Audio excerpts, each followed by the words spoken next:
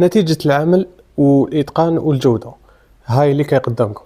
هاد الخزانات اللي راهم هنايا اللي يسموهم نايا آخر ما أنتجت صيحات الموضة في عالم الأثاث، سيرتو في الغرف. خزانات الهاي جلوس كيما راكم تشوفوا، خزانات الهاي جلوس اللي ديمونتيتوهم بزاف، وبزاف ناس حوسوا على هاد الخزانات، سيرتو انه راهو جاي فيهم ديكور بزاف شباب، والوان راهي جديده ما شاء الله، يعني ما تلقاوهاش حاجه واحده اخرى، تلقاوهم غير في الهاي جلوس.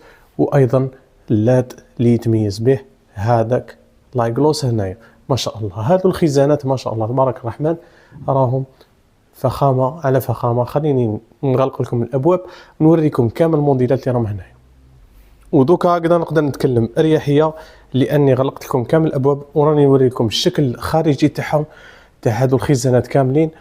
وايضا لي ديمونسيون راح يبداو من 140 حتى 2 متر 60 اللي هي هذه اللي راكم تشوفوها 2 متر 60، يعني خزانه تلملك كامل الغرفه تاعك، وايضا راح تكون بحجم كبير وبتخزين حجم تخزين هائل كما يقولوا ما شاء الله. وايضا تقدروا نتوما ديروا الابواب كما حبيتوا ديروهم كاع خشبيه هكذا بالهاي جلوس نخدموها لكم. تحبوا نديروا لكم هكذا بالابواب زجاجيه نزيدوا لكم على كل باب زجاجيه بالاناره تاعها، وتيلي كوموند بيان سور 500 ألف فقط للباب الواحد.